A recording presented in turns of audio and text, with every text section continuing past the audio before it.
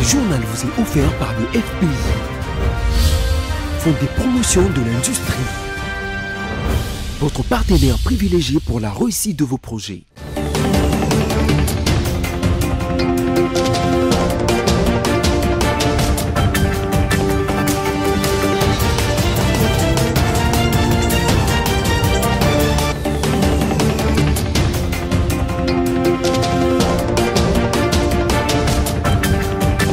Bonsoir à tous et bienvenue sur BC Télévision pour la grande édition du journal. Donc voici tout de suite les grands titres. Le dédoublement des salaires des militaires et policiers est un acte historique pour les FARDC et la police nationale congolaise. Déclaration du commissaire supérieur du commissariat général au département de la protection de l'enfant et de prévention de violences sexuelles en République démocratique du Congo, Placide Kabeya, que vous suivrez tout à l'heure. Au Congo central, les différents chantiers ouverts avancent très bien. Le gouverneur Grace Bilolo a fait personnellement la ronde pour s'enquérir de l'évolution des travaux. En France, la députée et ancienne présidente du Front National va faire appel de sa condamnation à 2 ans de prison ferme et 5 ans d'inéligibilité avec application immédiate dans l'affaire des assistants européens du FN. Bienvenue si vous nous rejoignez. La série des consultations en vue de la formation du gouvernement d'union nationale continue. Ce lundi 31 mars 2025, le gouverneur du Haut-Katanga, Jacques Kiaboula, est passé au même exercice à son tour. Pour lui, la République démocratique du Congo est en danger. Répondre à cette invitation, c'est répondre au camp qui défend la patrie. On l'écoute au micro de Roger Matadi et Générosé Sengo. Vous le savez, effectivement, je suis gouverneur de la province du Haut-Katanga. Je suis président d'un parti politique qui est ARDEV et aussi président d'un regroupement politique qui est ARDEV. Et en même temps, je suis aussi une personnalité, membre du présidium de l'Union sacrée. Donc à ce titre-là, étant un politique, ayant un regroupement politique, j'ai été invité par le Conseil spécial aujourd'hui pour donner un point de vue sur la question de l'heure. La question de l'heure, c'est en rapport avec la guerre qui nous est imposée injustement par l'agresseur. Aujourd'hui, la République démocratique du Congo est en danger. Le danger, c'est que c'est le risque de la balkanisation. Si nous ne faisons pas attention, notre pays risque d'être démorcelé en partie. Et ça, nous ne pouvons pas accepter. Et donc, répondre à cette invitation, c'est répondre pour un camp qui défend la patrie. Le camp de la patrie, c'est le camp qui défend l'unité nationale. C'est un camp qui prône la cohésion nationale. Et donc, nous sommes d'avis qu'aujourd'hui, face à ce menace, il faut un gouvernement. Ce gouvernement qu'on peut appeler d'union nationale pour défendre les causes de la République. La population en a besoin. Non seulement pour répondre à la menace, mais aussi pour répondre au social de la population, tout en privilégiant bien sûr les sociales de nos militaires qui sont au front, qui se battent pour la patrie. Et donc aujourd'hui, il est important que nous tous, nous puissions nous unir tous comme un seul homme autour de notre patrie. La patrie, c'est la République démocratique du Congo. Et le chef de l'État défend la République démocratique du Congo comme étant sa patrie. Et donc, nous tous, en tant que patriotes, nous avons ce devoir de défendre la République démocratique du Congo.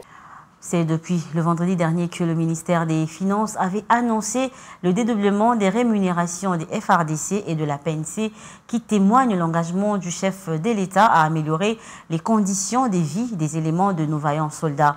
Et pour en savoir un peu plus, la rédaction de BC Télévision s'est rendue ce lundi 31 mars 2025 chez les commissaires supérieurs du commissariat général au département de la protection de l'enfant et de prévention de violences sexuelles en RDC, et Placide Kabeya, qui est satisfait de ce geste tout en précisant que ce dédoublement des salaires est un acte historique et que le chef de l'État a fait pour eux. Roger Matadi.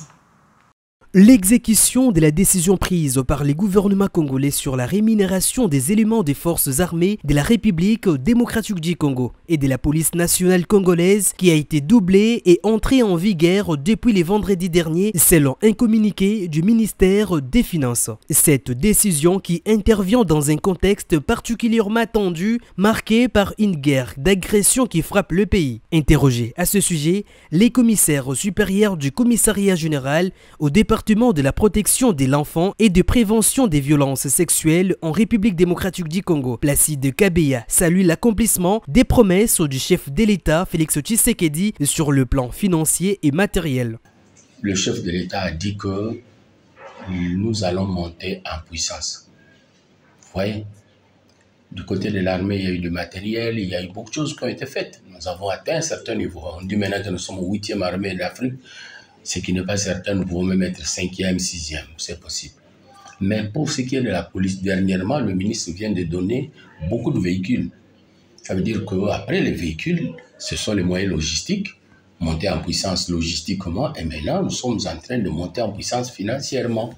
Ce n'est pas un doute, il ne faut pas douter de ce que le chef de l'État a dit, confirmé par son Excellence Madame la Première ministre Souminois. Elle a dit qu'elle allait nous ajouter quelque chose, c'est certain.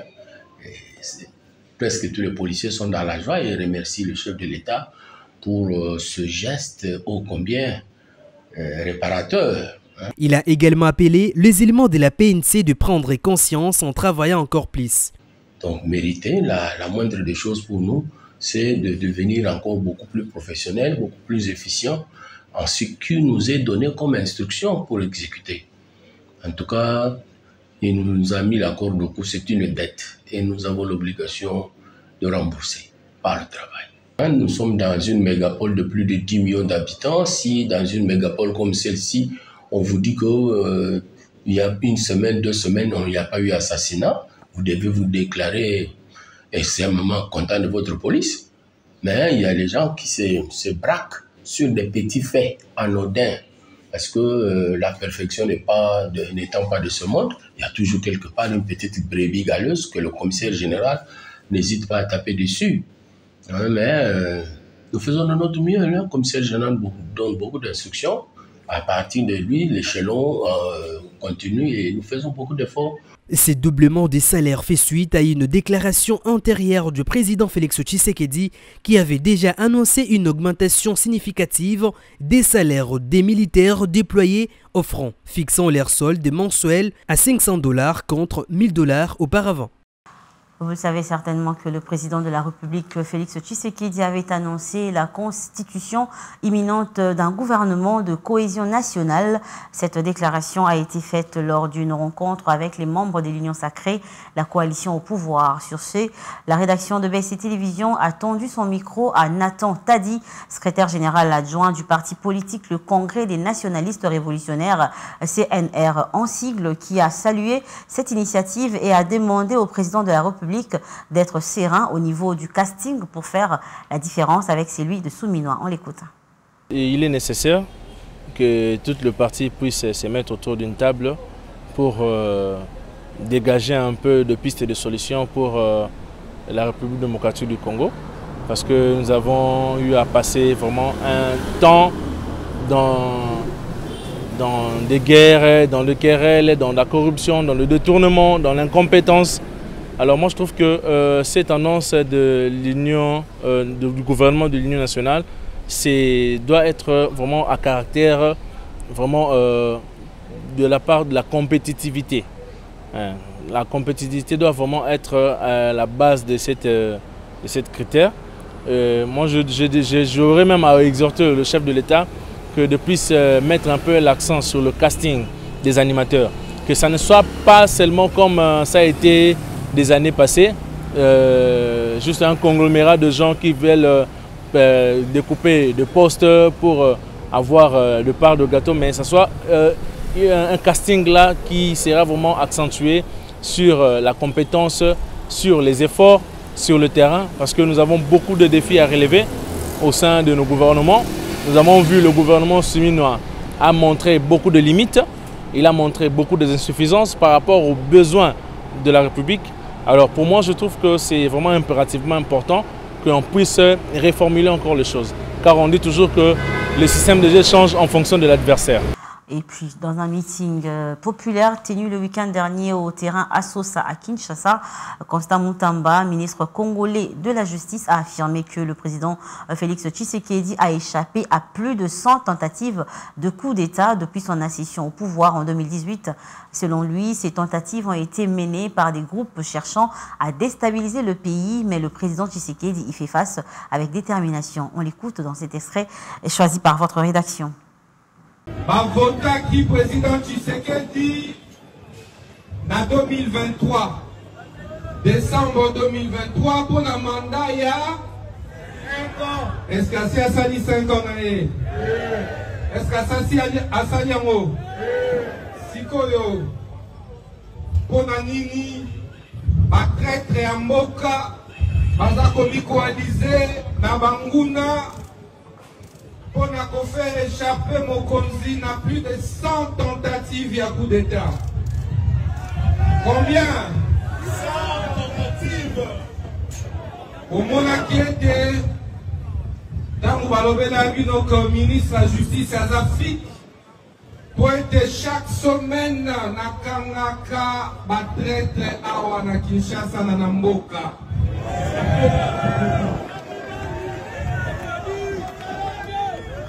Nalobinini ba semaine yoso soy boyoki mutu na kangi boy ba ete azana yena munguna azana yena nani munguna bayoka kaso mote mosusu azaki courage ya koya tina bureau na ngai pona ko infiltrer ngai.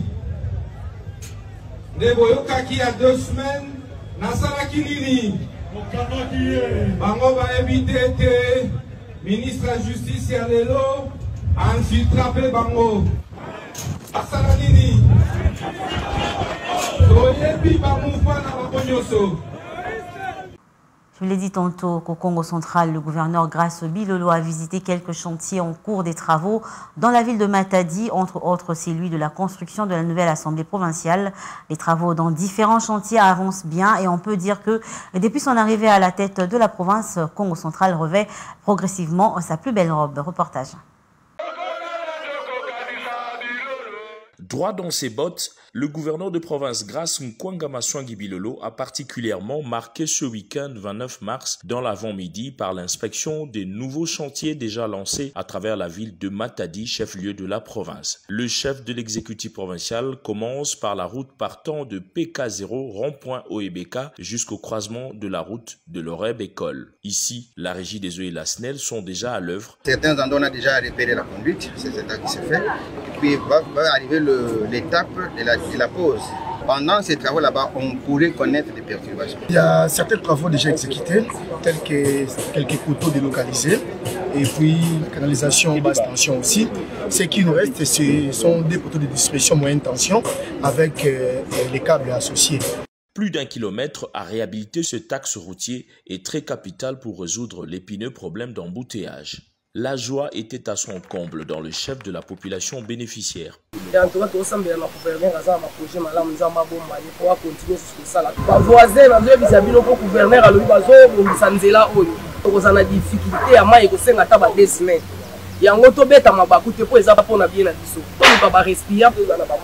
Tous ces travaux sont financés par le gouvernement provincial et exécutés par les entreprises SIC et Shandong Construction International.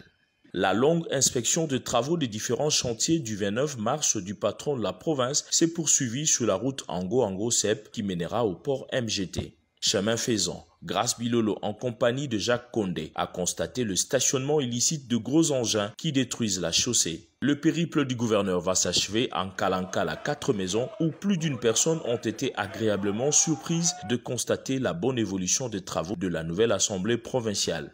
Le chef a eu droit aux explications techniques avant d'apporter ses amendements pour éviter les erreurs du passé. Un bâtiment de 3 étages sortira de cette terre avec 55 places assises pour les députés provinciaux, 35 places pour les invités, 5 places pour le bureau, un balcon de 95 places pour le public, 75 places dans différents bureaux VIP, un parking avec grande capacité d'accueil et un ascenseur. La durée des travaux est estimée à 15 mois.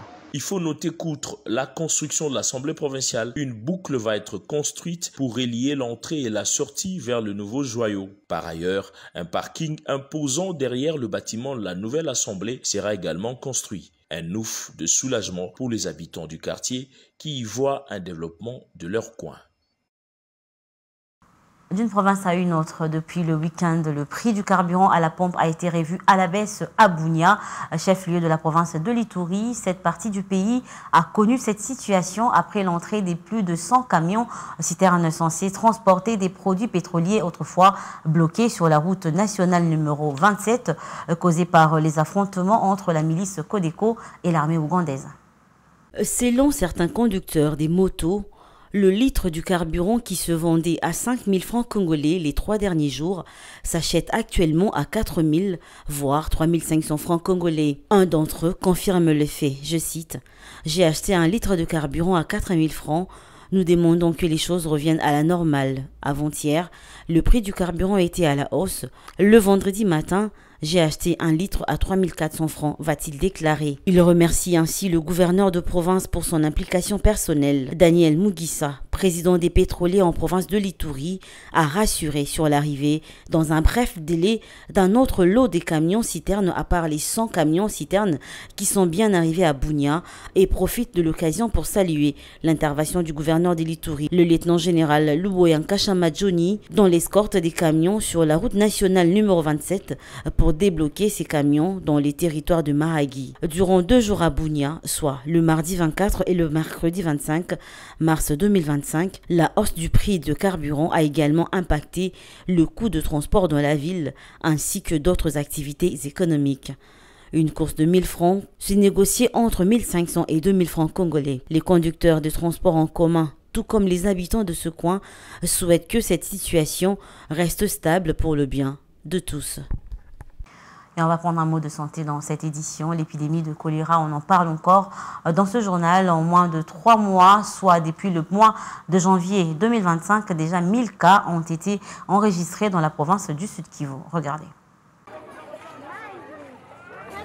Sur les 34 zones de santé que compte la province du Sud Kivu, au moins 11 sont touchées par le choléra, à en croire la division provinciale de la santé, DPS en sigle. D'après le docteur Claude Baïziré, chargé de communication à la division provinciale de la santé, la zone de santé de Ruzizi compte à elle seule plus de 250 cas, suivi de celle de Minova, Idjoui et Ouvira.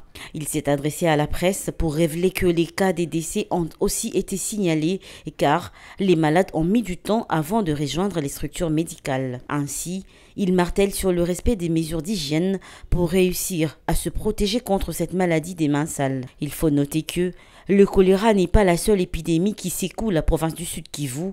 Il y a plusieurs d'autres, notamment la variole de singe, avec plus de 6000 cas enregistrés. Il faut noter que le choléra n'est pas la seule épidémie qui secoue la province du Sud Kivu. Il y a plusieurs autres, notamment la variole de singe avec plus de 6000 cas enregistrés depuis janvier 2025. Il y avait 11 zones de santé où il y avait des cas de choléra. Rendons-nous en France où les tribunaux correctionnels de Paris a condamné lundi Marine Le Pen à une peine d'inéligibilité de 5 ans avec exécution immédiate et une peine d'emprisonnement de 4 ans dans 2 fermes aménagées sous bracelet électronique, ce qui signifie qu'elle n'ira pas en prison. Retour en image avec nos confrères de France 24. Marine Le Pen quitte la salle d'audience sans un mot, avant même que la durée de sa peine ne soit précisée. Elle vient alors d'entendre ce qu'elle redoutait le plus, sa condamnation à l'inéligibilité avec exécution provisoire pour avoir détourné et couvert le détournement de plus de 2 millions d'euros de fonds publics au profit du Front National. Le pire scénario pour la présidente du RN qui a aussitôt rejoint son équipe au siège du Rassemblement national. Aucun mot non plus à son arrivée au tribunal ce matin. À l'intérieur, des dizaines de caméras françaises et étrangères venues scruter les responsables du Front National, visage fermé. Seul Louis Alliot, ex-eurodéputé, laisse échapper un commentaire. On verra. Vous êtes inquiet? C'est un peu comme la loterie nationale, on ne sait jamais avant. Mais pour les juges, la décision n'a rien d'hasardeuse. Longuement, le tribunal aura expliqué sa décision, exposé les faits reprochés, démontré la responsabilité de Marine Le Pen, tenue informée des détournements et condamnée à 4 ans de prison, dont 2 fermes, 100 000 € d'amende et 5 ans d'inéligibilité avec exécution provisoire. Même en cas de procédure en appel, Marine Le Pen, qui reste députée, ne pourra pas être candidate à l'élection présidentielle de 2027. Une décision parfaitement normale aux yeux du camp présidentiel et de la gauche. Est-ce qu'au nom du fait que quelqu'un doit être candidat et candidat, la loi ne s'applique pas de la même façon que pour tous les citoyens à cette personne? Je veux dire, ce serait encore plus problématique d'un point de vue démocratique. La justice est là, elle s'exprime et c'est à nous de la respecter et d'autant plus en tant que politique. Marine Le Pen inéligible, c'est donc Jordan Bardella qui apparaît désormais comme le candidat naturel du parti d'extrême droite. Parmi les autres élus condamnés, Louis Alliot se voit prononcer 3 ans d'inéligibilité mais sans exécution provisoire. S'il fait appel, il pourra donc rester maire de la ville de Perpignan. Et on passe au rappel des titres. Le dédoublement des salaires des militaires et policiers est un acte historique pour les FARDC et la police nationale congolaise. Déclaration du commissaire supérieur du commissariat général au département de la protection de l'enfant et de prévention de violences sexuelles en République démocratique du Congo, Placide Kabea, que vous avez suivi bien évidemment dans ce journal. Au Congo central, les différents chantiers ouverts avancent très bien. Le gouverneur Grace Milolo a fait personnellement la ronde pour s'enquérir de l'évolution des travaux. En France, la députée et ancienne présidente du Front National va faire appel de sa condamnation à 2 ans de prison ferme et 5 ans d'inéligibilité avec application immédiate dans l'affaire des assistants européens du FN. Voilà tout pour ce soir. Merci à vous, madame, monsieur, de nous avoir suivis. Restez branchés au programme de BSC Télévision. Et quant à nous, on se retrouve prochainement et ce sera avec le même plaisir. Au revoir.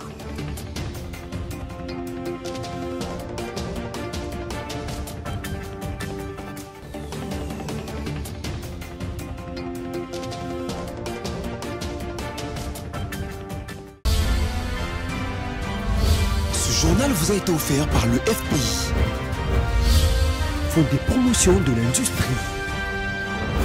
Votre partenaire privilégié pour la réussite de vos projets.